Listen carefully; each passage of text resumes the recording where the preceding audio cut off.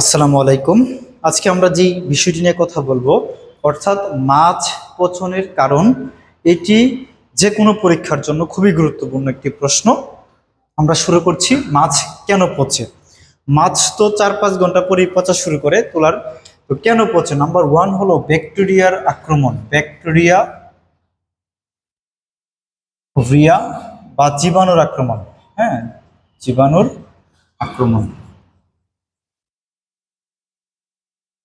আমরা জানি মাছের আইস, লেজ, পাখনা, ফুলকা প্রভৃতি অংশ দিয়ে জীবাণু ভিতরে প্রবেশ করে। মাছের লেজ, পাখনা, আইস, ফুলকা,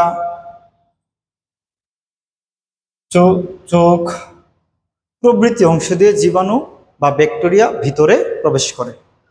মাছ যখন জীবিত থাকে তখন এই সমস্ত জীবাণুর বা ব্যাকটেরিয়ার আক্রমণ থেকে মাছ নিজেকে প্রটেক্ট করতে পারে বা রক্ষা করতে পারে।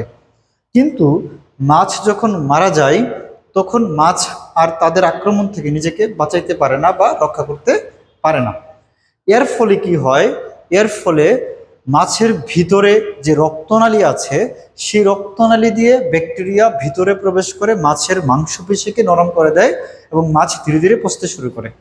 সিম্পল কথা যদি বলি, মাছের লেজ, পাখনা, আঁশ, ফুলকা প্রভৃতি অংশ দিয়ে জীবাণু ভিতরে প্রবেশ করে। মাছ জীবিত থাকা অবস্থায় এ সমস্ত জীবাণুর আক্রমণকে প্রতিহত করতে পারে, কিন্তু মাছ যখন মারা যায় তখন আর সেটা পারে না।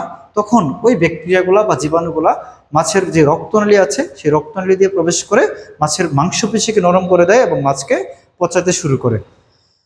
আশা করছি আমরা এটা বুঝতে পারবো। নাম্বার টু হলো যে এনজাইমের ক্রিয়া।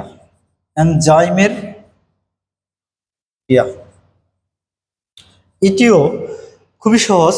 মাছ যখন জীবিত থাকে তখন মাছের খাদ্য হজমের জন্য, মাছ খাদ্য গ্রহণ করে সেই খাদ্যটা হজমের জন্য এনজাইম নিঃসৃত হয়। এই এনজাইমগুলো খাদ্যকে হজম করতে সহায়তা করে। কিন্তু মাছ যখন মারা যায় তখন এই সমস্ত এনজাইম নিঃসৃত হতে থাকে, কিন্তু মাছ তো আর তখন খেতে পারে না। এজন্য এই এনজাইমগুলো তখন মাছের খাদ্যকে না পেয়ে মাছের ভিতরে যে সমস্ত আমিষ আছে, যে সমস্ত চর্বি আছে সেগুলোকে ভাঙতে শুরু করে। তখন মাছ ধীরে ধীরে পচতে শুরু করে। আর এইভাবে এনজাইমের কারণে মাছের যে প্রক্রিয়া, পচন প্রক্রিয়া, তাকে বলা হয় অটোলাইসিস।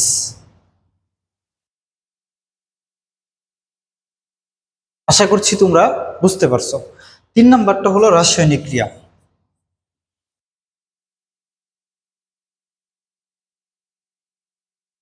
অর্থাৎ মাছ যখন জীবিত থাকে তখন তার শরীরে অনেক ধরনের রাসায়নিক ক্রিয়া চলমান থাকে, কিন্তু মাছ যখন মারা যায় তখনও এই সমস্ত রাসায়নিক ক্রিয়াগুলা মাছের শরীরে বা চলমান থাকে।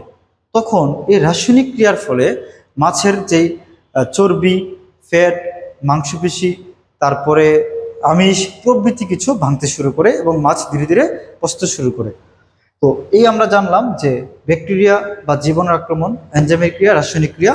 এরপরে আরেকটি আছে হলো তাপমাত্রা। অধিক তাপমাত্রার ফলে জীবাণুর আক্রমণ ত্বরান্বিত হয়, জীবাণুর বংশবৃদ্ধি ত্বরান্বিত হয়।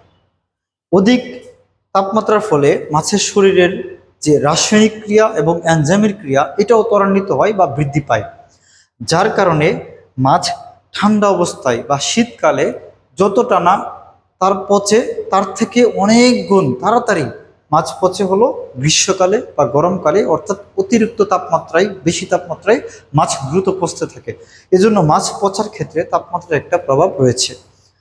5 নাম্বার পয়েন্ট হলো যে পরিবহনের ত্রুটি। পরিবহনের ত্রুটি অর্থাৎ মাছ যখন এক জায়গা থেকে অন্য জায়গায় আমরা পরিবহন করি, সেই পরিবহন করার সময় মাছের পচন হইতে পারে নানা ত্রুটির কারণে। যেমন গাড়ি যদি নষ্ট হয়ে যায় রাস্তায়, অথবা যে পরিমাণ বরফ দেওয়ার কথা ছিল সেই পরিমাণ বরফ যদি না দেয়, অথবা একদিনের জায়গায় 2 দিন বা টাইমের যদি একটা ম্যানেজমেন্ট করতে প্রবলেম হয়, সেই কারণে মাছ পচতে পারে। তারপরে আরেকটি হলো সংরক্ষণের ত্রুটি, খুবই গুরুত্বপূর্ণ। সংরক্ষণের ত্রুটি, আমরা জানি যে সংরক্ষণের অভাবে 20 থেকে 25% মাছ মারা যায়। আবার অনেক সময় সংরক্ষণ করতে গেলে যদি কোনো ত্রুটির সৃষ্টি হয়, কোনো সমস্যার সৃষ্টি হয়, তখনও মাছ মারা যায়, পচে যায়, তখনও মাছ পচে যায়। যেমন কিভাবে সংরক্ষণ আমরা করি রেফ্রিজারেটর, হিমাগার প্রভৃতি দিয়ে। তো যখন রেফ্রিজারেটর বা হিমাগারের যান্ত্রিক কোনো ত্রুটি হয়, তখন সংরক্ষণের ত্রুটি হইতে পারে, তখন মাছ পচতে পারে। আবার যে পরিমাণ মাছ সংরক্ষণ করার কথা, রাখার কথা, তার থেকে বেশি পরিমাণে মাছ যদি আমরা সেখানে রাখি, তাহলেও মাছটা নষ্ট হতে পারে।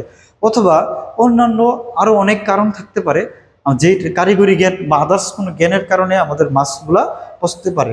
তো আশা করি আমরা জানতে পেরেছি যে মাছ কেন পচবে।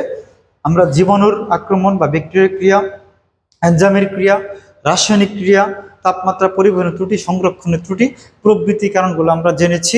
আশা করছি মনোযোগ দিয়ে যদি তোমরা ক্লাসটি করো, তাহলে তোমাদের পরীক্ষাতে এই 4 মার্কস পরীক্ষায় আসে, এটা 4 মার্কের একটা প্রশ্ন।